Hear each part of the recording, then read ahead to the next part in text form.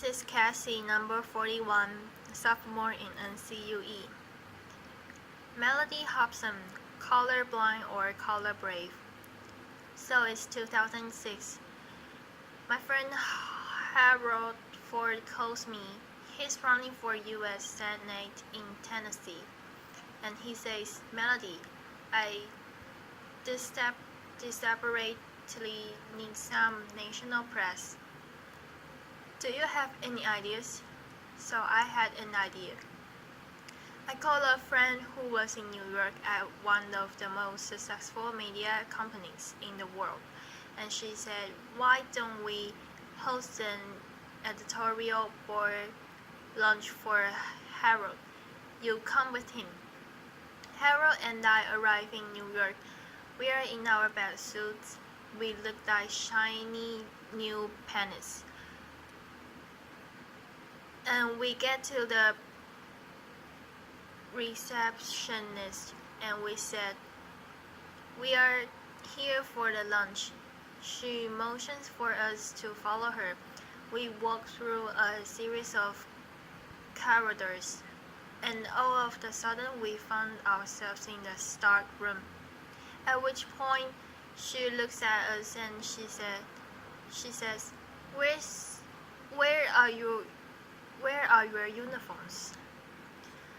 Just as this happens, my friend rushes in. The blood drains from her face. There are literally no words, right? And I look at her and I said, now don't you think we need more than one black person in the U.S. Senate?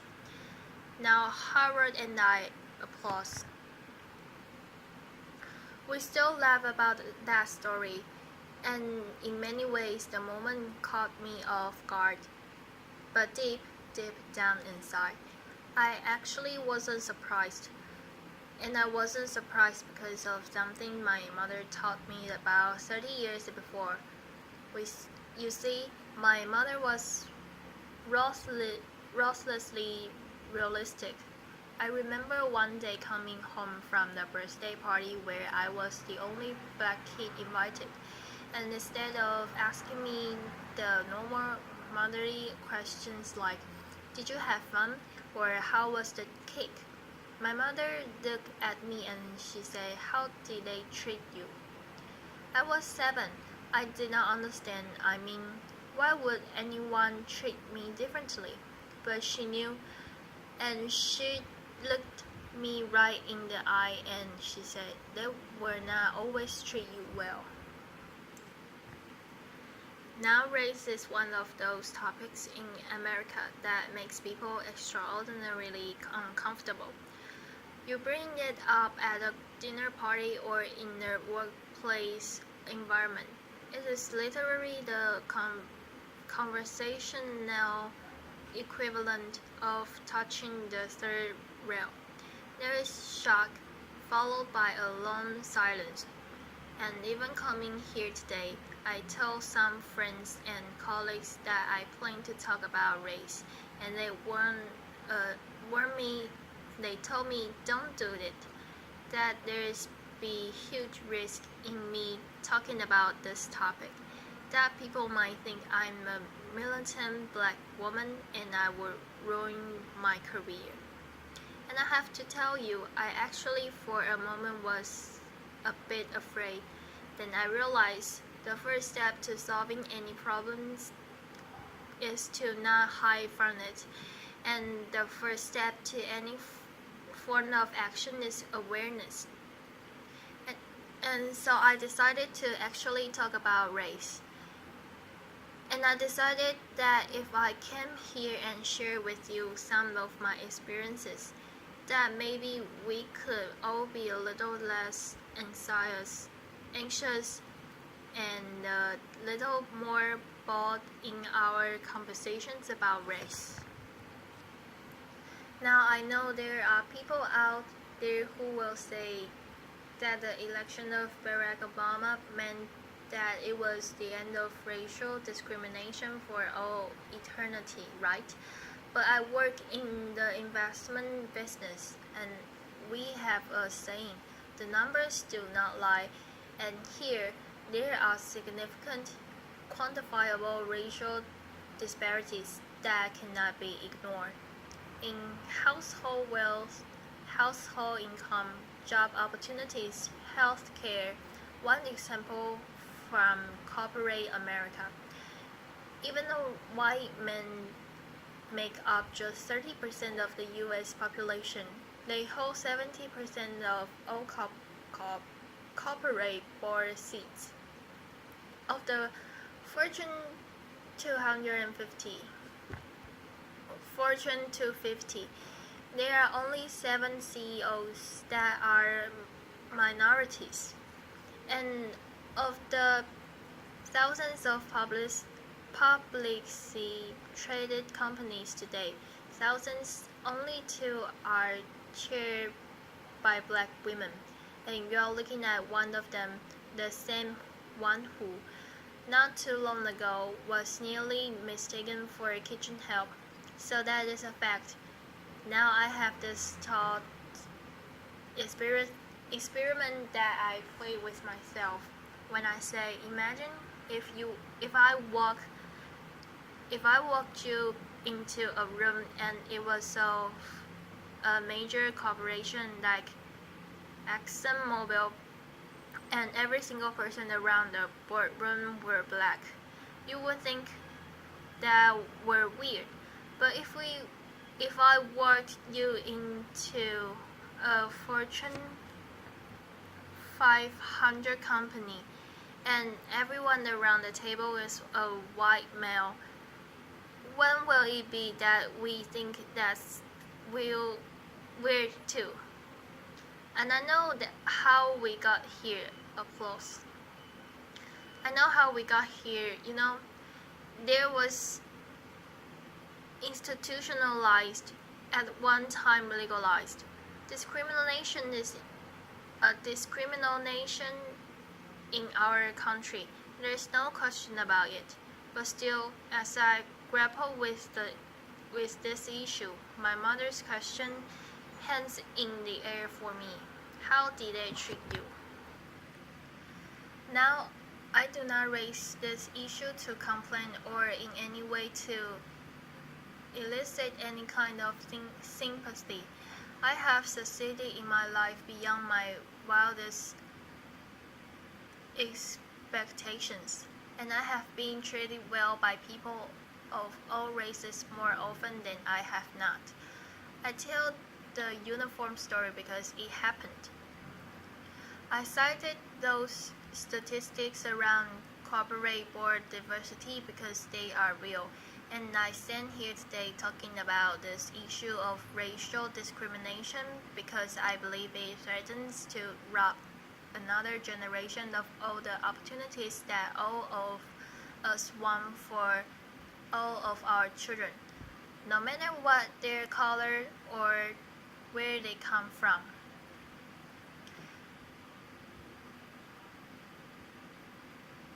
And I think it also threatens to hold back businesses. You see, researchers have coined this term, color blindness, to describe a learned behavior where we pretend that we don't notice race. If you happen to be surrounded by a bunch of people who look like you, that's purely accidental. Now, color blindness, in my view, doesn't mean that there is no racial discrimination and there is fairness. It doesn't mean that at all. It doesn't ensure it. In my view, color blindness is very dangerous because it means we are ignoring the problem. There was a corporate study that said that instead of avoiding race, the really smart corporations actually deal with it head-on. They actually recognize that embracing diversity means recognizing all races, including the majority one. But I'll be the first one to tell you, this subject matter can be hard, awkward, uncomfortable. And that's kind of the point. In the spirit of debunking racial stereotypes, the one that black people don't like to swim, I'm going to tell you how much I love to swim. I love to swim so much that as an adult, I swim with a coach, and one day my coach had me do a drill where I had to swim to one end of a 25-meter pool without taking the breath.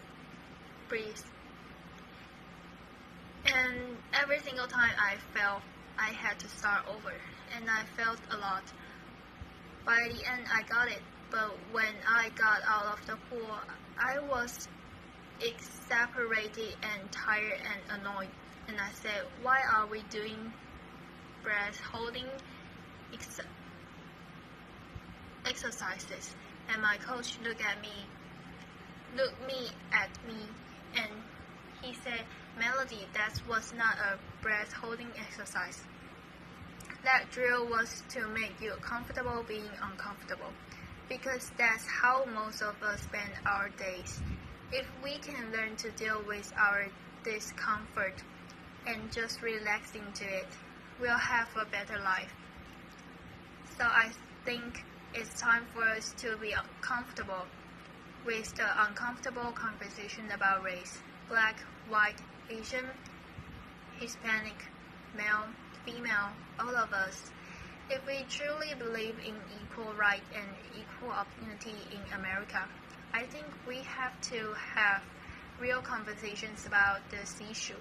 We cannot afford to be colorblind. We have to be color brave. We have to be willing.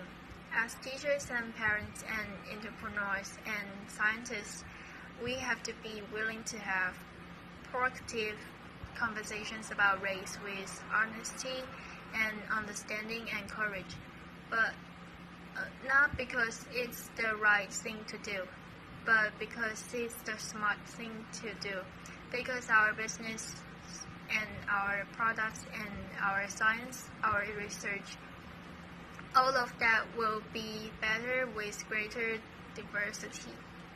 Now, my favorite example of color bravery is a guy named John Skipper.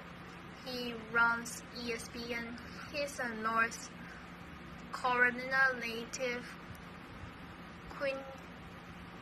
quintessential Southern gentleman, white. He joined ESPN, which already had a culture of inclusion and diversity, but he took it up a notch. He demanded that every open position have a diverse slate of candidates. Now he says the senior people in the beginning Bristol, and they would come to him and say, do you want me to hire the Marathi? Or do you want me to hire the best person for the job? And Skipper says his answers were always the same, yes.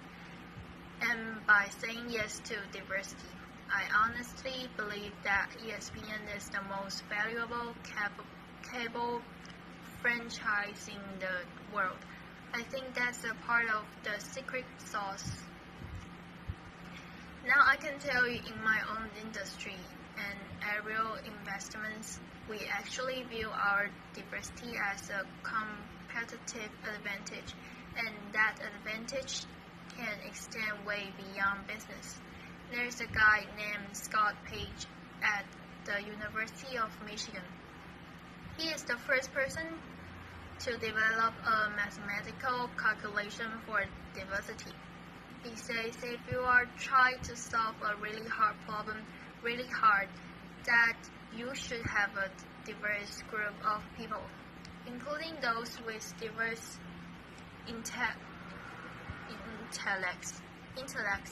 The example that he gives is the smallpox epidemic. When it was ravaging Europe, they brought together all those scientists, and they were stumped. And the beginnings of the cure to the disease came from the most unlikely source. A dairy farmer who noticed that the milkmaids were not getting smallpox. And the smallpox fascination is bovine based because of that dairy farmer. Now I'm sure you are sitting here and you are saying, I don't run a cable company, I don't run an investment firm, I am not a dairy farmer. What can I do? And I'm telling you, you can be color brave. If you are part of a hiring process or an admissions process, you can be color brave. If you are trying to solve a really hard problem, you can speak up and be color brave. Now I know people will say, but that doesn't add up to a lot. But I am actually asking you to do something really simple. Observe your environment at work, at school, at home. I'm asking you to look at the people around you purposefully and intentionally. Invite people into your life who don't look like you, don't think like you, don't act like you, don't come from where you come from. And you might find that it will challenge your assumptions and make you grow as a person. You might get powerful new insights from these individuals, or like my husband, who happens to be white. You might learn that black people, men, women, children, we use body lotion every single day. Now I also think that this is very important so that the next generation really understands that this progress will help them, because they are expecting us to be great role models. Now I told you, my mother, she was ruthlessly realistic. She was an unbelievable role model. She was the kind of person who got to be the way she was because she was a single mom with 6 kids in Chicago. She was in the real estate business, where she worked extraordinarily hard, but oftentimes had a hard time making ends meet. And that meant sometimes we got our phone disconnected, or our lights turned off, or we got evicted. When we got evicted, sometimes we lived in these small apartments that she owned, sometimes in only 1 or 2 rooms, because they weren't completed, and we would heat our bath water on hot plates. But she never gave up hope, ever, and she never allowed us to give up hope either. This brutal pragmatism that she had. I mean, I was 4 and she told me, "Mommy is Santa," laughter. She was this brutal pragmatism. She told me so many lessons, but the most important lesson was that every single day she told me, "Mellody, you can be anything." And because of those words, I would wake up at the crack of dawn. And because of those words, I would love school more than anything. And because of those words, when I was on the bus going to school, I dreamed the biggest dreams. And it's because of those words that I stand here right now full of patience, asking you to be brave for kids who are dreaming those dreams today. Applause. You see, I want them to look at a CEO on television and say, "I can be like her," or "He looks like me." And I want them to know that anything is possible, that they can achieve the highest level that they ever imagined, that they will be welcome in any corporate boardroom, or they can lead any company. You see, this idea of being the land of the free and the home of the brave, it's woven into the fabric of America. When we have a challenge, we take it head on. We don't shrink away from it. We take a stand. We show courage. So right now, what I'm asking you to do, I'm asking you to show courage. I'm asking you to be bold. As business leaders, I'm asking you not to leave anything on the table. As citizens, I'm asking you not to leave any child behind. I'm asking you not to be colorblind, but to be color brave, so that every child knows that their future matters and their dreams are possible. Thank you. Applause. Thank you. Thanks. Applause.